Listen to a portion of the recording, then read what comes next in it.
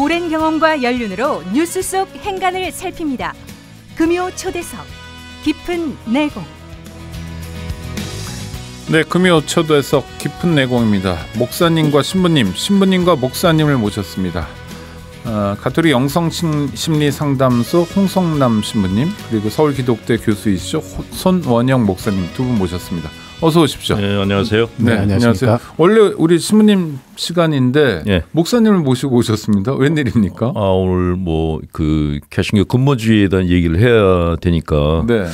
저는 아무래도 가톨릭 신부니까 개신교를 정확하게 모르거든요. 네네. 그래서 개신교 신학자이자 또 개신교 내에서 이단으로 이렇게 찍히셔서 마음고생이 많으셨던 분을 모셔오는 게 맞다 싶어서 초대했습니다. 네, 이단으로 찍혀서 마음고생이 많았다. 어떤 일이 있었던 겁니까? 그러니까 대학 교수, 신학교 교수님이시죠? 네, 맞습니다. 신학교 교수님은 신학을 가르치시는 분인데 학생들한테 신학을 가르치고 그러니까 목사를 양성하는 분이 이단이었다는 거예요? 네, 이제 두 가지 사건 때문에 네네, 두 가지 그런 네. 오해를 받았는데요. 미리 결론부터 말씀드리면 네. 이단은 아니라고 결정이 났습니다. 그래서 이제 이단 시비가 좀 있었던 건 사실입니다. 네. 이제 두 가지 사건은 뭐냐면 2016년 1월달에 경상북도 김천에 있는 개운사라고 하는 절이 있습니다. 네. 거기에 한 개신교인이 찾아가 가지고 불상을 다 훼손하는. 어떻게 훼손을 했습니까? 밤에 찾아가 가지고 네. 예, 한 60 넘은 어떤 남성분이라고 제가 알고 있습니다. 근데 그분이 가가지고 불상은 다 우상이다. 아이고. 예, 네. 해가지고 이제 그걸 다 훼손화하고 또 스님은 그 스님에 대해서는 뭐 지옥에 가야 된다. 뭐 이런 식으로 이제 이야기를 해가지고 이제 문제가 됐던 사건이 있었습니다. 신부님 그거는 범죄 아닌가요? 그렇죠. 그렇죠. 아니 그러니까 신앙인이라고 해서 남의 종교 종단에 가서 남들이 경건하게 이렇게 받드는 그런 상징을 그런 우상은 가톨릭 교회도 많을 거 아닙니까? 성모 마리아 상도 그렇죠. 예수상은 우상 아닌가요? 뭐 성당에 있는 성모상에도 가끔 훼손을 해요. 네. 저희들도 이제 그런 일을 당하는데. 그러면 그 훼손 당한 그 공동체 구성원들은 어마어마하게 상처잖아요. 우리 성당, 우리 본당의 성모상을 어떤 사람이 사실은 광신자 같은데 범죄자가 훼손하면 그렇죠. 상처잖아요. 하여튼 그래서 개운사에 회불 사건이 있었네요. 그 사건이 있었는데 교회가 조용한 거예요. 개신교회가. 그래서 이거는 좀 문제가 있지 않나 해서 불자들한테 상처를 줬는데 또 반성도 안 하고 조용하다. 그래서 너무 조용해서 이거는 우리 기독교, 우리 개신교의 기본 본래 정신도 아니고 성경의 기본 정신도 아니고 해서 제가 뭐 좀 주제 넘긴 합니다마는 미안하다는 그 불자들에게 미안하다는 이야기를 했고 또 말로만 좀 미안하다 그러면 좀 진정성이 떨어지니까 우리 주변에 조금씩 십시일반 좀 모아가지고 불당을 다시 원래 모습대로 회복하는데 좀 돕자 이제 그런 일종의 캠페인을 좀 했었습니다. 고마운 일이네요. 그러니까 개운사 불상 훼손 사건에 대해 사과를 어떤 방식으로 하셨어요? 뭐 SNS? 예, 그렇습니다. 네, 제 페북에 미안하다는 글을 좀 쓰고 거기에서 이제 그런 활동을 했었죠. 그러면 그 개운사 불자들은 그래도 상처받았는데 좀 어루만져짐 뭐 이런 걸 느꼈겠네요. 스님 그렇죠. 예, 당연히. 고마운 일이네요. 네, 스님도 저에게 고맙다는 말씀을 하시더라고요. 제가 그게 문제가 돼서 이단이 대신 이제 시비가 됐고 또 하나의 사건은 그게 이제 첫 번째 사건이고 그래서 제가 이제 대학에서 그게 이제 문제가 돼가지고 이제 해임이 됐습니다. 그래서 이제 밖에 나와가지고 몇 년 동안 해직 교수 생활을 했죠. 개운사 회불 사건에 대해서 사과한 것이 대학 교수로서 해임 사유였다고요? 그러니까 그게 말이 안 되는데 어쨌든 그게 해임을 시키는 사유로 만들어져가지고 교단에서 이단으로 낙인 찍고 학교에서는 이제 그랬었죠. 잘렸죠. 사실 전체적으로 보면 교단 입장인 학교 입장에서는 교수님이 은인 아닌가요? 우리 개신교가 이렇게 편협하고 광신자만 있는 게 아니라 정말 사랑을 실천하려고 노력한다 이런 차원에서 그렇죠. 전혀 그렇지가 않고 현실은 뭐 저도 저는 손 목사님에 대한 이야기를 이제 페북에서 보고 이런 목사님이 다 있네. 그 신기해서 이제 만나게 됐는데 손 목사님한테 직접 얘기를 들어보니까 이건 심각하구나 하는 생각이 들었어요. 심각하네요. 네. 첫 번째 사건은 그렇고 두 번째 사건은 뭐였습니까? 두 번째 사건은 제가 이제 해직 교수 생활을 할 때였는데 2019년도 12월 성탄절을 이제 앞둔 때였습니다. 그래서 이제 어느 선원에서 선원이라면 절이죠, 절. 절에서 저를 이제 초대를 했습니다. 근데 그 사찰이 말하자면 종교 화합 내지 종교 평화에 관심이 있는 그런 사찰이었습니다.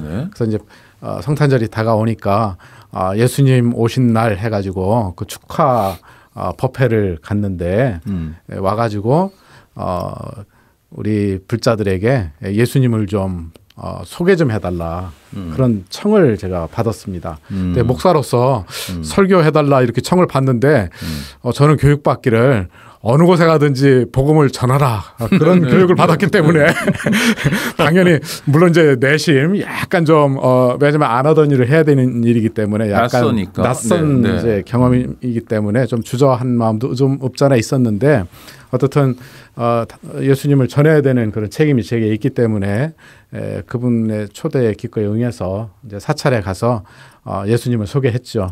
불자들 앞에서요? 예. 그것도 칭찬받고 바람직한 일인데요. 그렇죠. 종교 간의 소통을 하신 분이니까 당연히 칭찬받아야 되는데. 근데 이제 그때 가가지고 제가 했던 설교가 불자들은 예수님이 어떤 분인지를 물론 조금 말은 많이 들어봤지만 구체적으로 잘 모르니까 그래서 그분들의 언어로 예수님을 좀 소개해야 되겠다 싶어가지고 그리스도를 어떻게 설명을 해야 되나 이게 참 고민이 되었습니다. 그러던 차에 제가 알고 있는 그런 상식적인 범위 내에서 이제 종교학적인 그런 상식적인 범위 내에서 그 예수님의 그런 여러 가지 모습들이 보살의 개념하고 상당히 비슷하다. 그래서 이제 예수 보살과 육바라밀이라고 하는 제목으로 해서 불자들에게 예수님을 소개를 했죠. 근데 거기에다가 이제 예수님 뒤에다가 그 표현을 썼다고 보살이라는 표현을 썼다고 해서 이제 이단 시비가 좀 있었습니다. 기독교 신구교 합해서 뭐 하나이신 하나님을 믿는데 그분을 한자 문화권에선 상제나 천주 이렇게 부르잖아요. 그건 이단입니까? 아니 당연히 그 문화에 맞춰서 불러야 되는 거 아닌가요? 네, 가톨릭도 별로 할 말이 없는 게 저희도 이제 예수회가 중국에 선교를 들어갔을 때 그쪽이 도교를 많이 믿었잖아요. 그래서 그렇죠. 하나님에 대해서 어떻게 설명할까 하다가 옥황상제가 하나님이다라고 가르쳤어요. 그래서 그게 이제 대중한테 많이 퍼졌는데 나중에 들어간 수도회가 이게 무슨 소리냐, 이건 우상숭배하라 그런 거다라고 교황청에다 알려서 결국 예수가 200년 동안 중국에서 직무정지를 당한 사건이 있었어요. 그러니까 말하자면 이제 제가 그 예수의 사실은 그걸 저도 알고 있기 때문에 그런 맥락에서 아마 유교 분들이 그 자리에 다 앉아 계셨다면 그렇죠. 예수님은 효자다. 아마 저는 그렇게 소개를 했을 거예요. 아니, 그러니까 그분들의 언어로 내가 사랑하는 내가 믿는 예수 그리스도를 설명하는 건 반갑고 고마운 일인데요. 교단 입장에서는. 그렇습니다.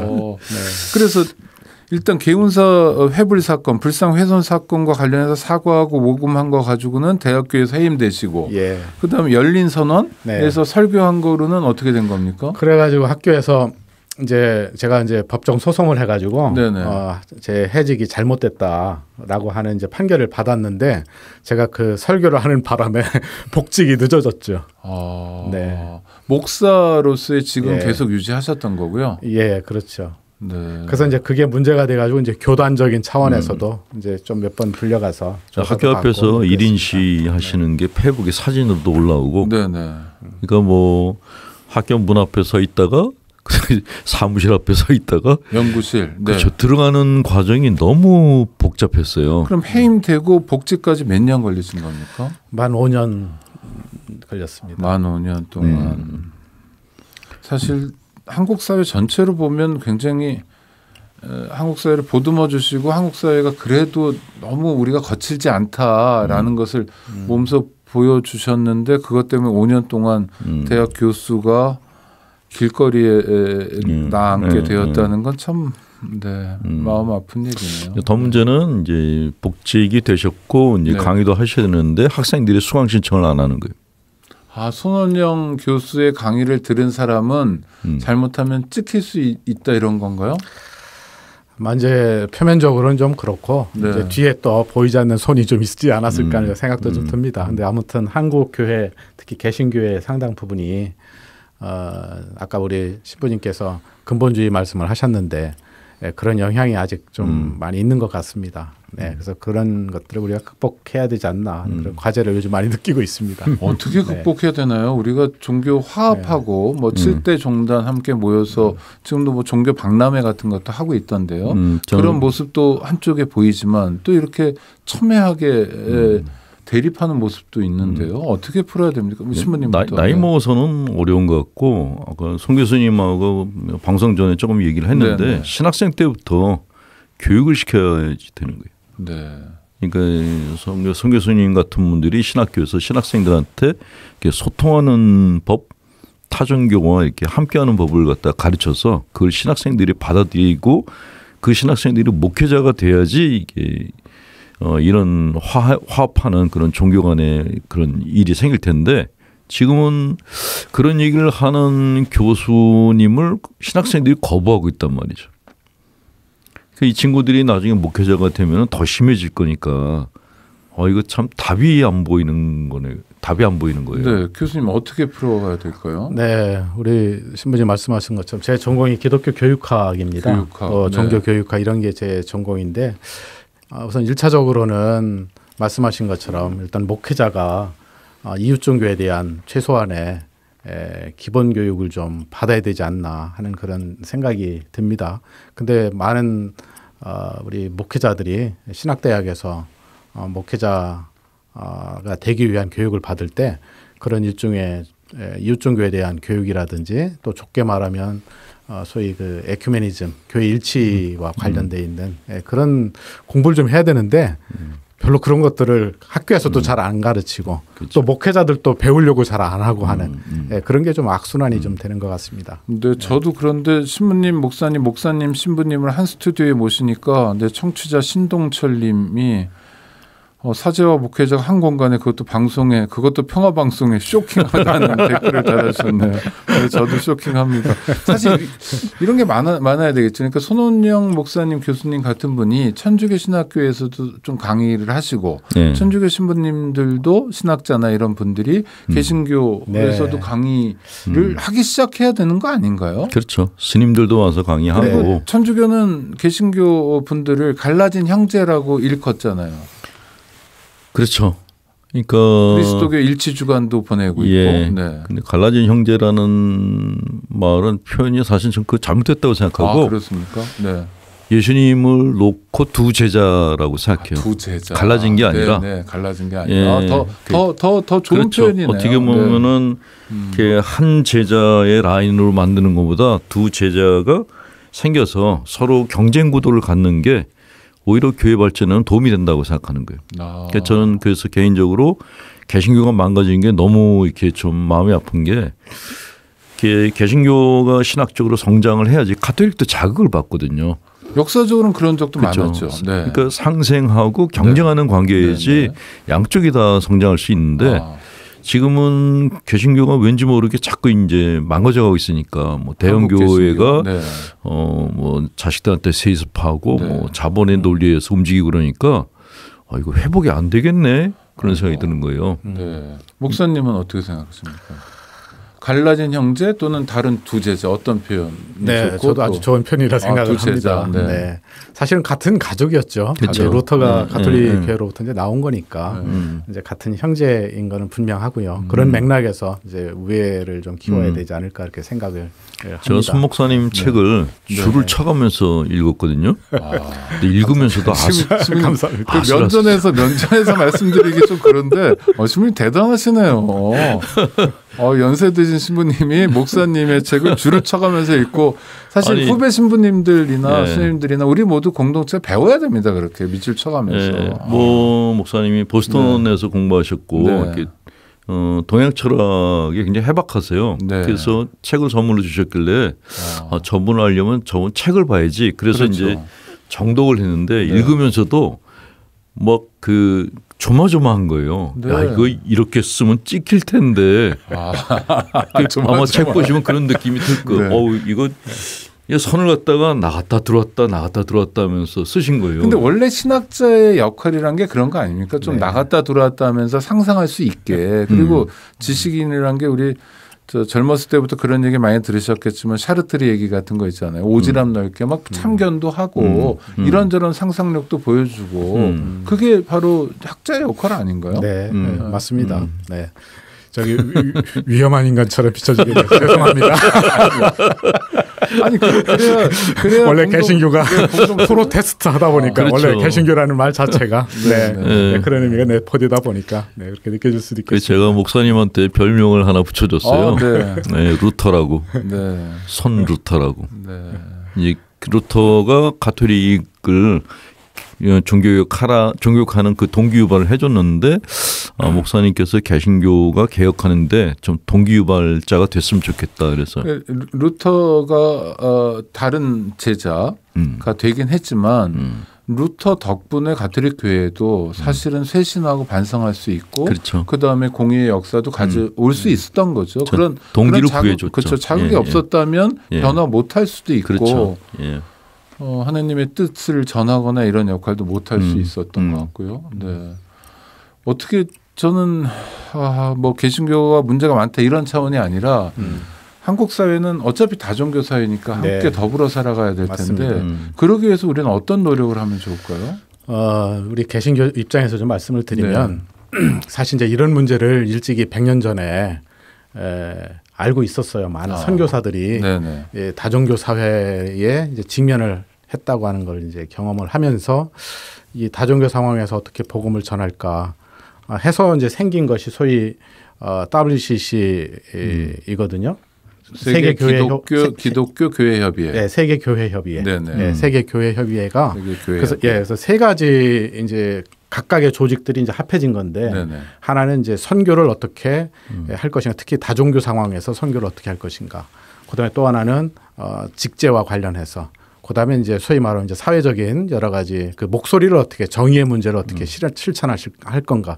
이런 이제 맥락에서 WCC 운동이 있었는데 사실 여기서 제일 중요한 게 선교와 연관되어 있는 그래서 이웃 종교와 어떻게 소통할 것이냐가 사실은 그 세 개의 모티베이션이 됐던 거죠. 가장 근본적인.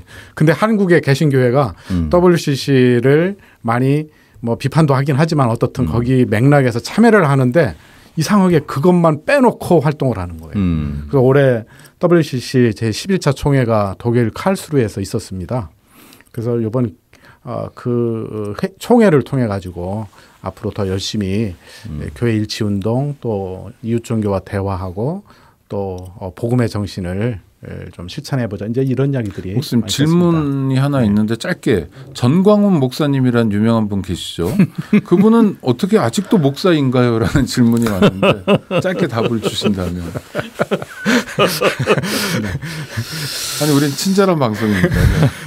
네, 이것이 지금 우리 한국의 주요 교단에서 이번 지난 가을 총회 때 이슈가 됐습니다. 네. 그분이 분명히 이단성이 있다. 네, 그래서 이단 논의가 있었는데 어떻든 이단으로부터 우리가 정하지는 못했지만 기독교의 본래 정신으로부터 상당히 벗어나 있기 때문에 자제했으면 좋겠다라고 하는 것이 주요 교단의 합의입니다. 네, 그렇답니다. 신부님 마무리 말씀 주시죠. 네. 저희는 신학생 때 제일 많이 봤던 책이 개신교 신학자들이 쓴 책을 많이 봤어요. 네.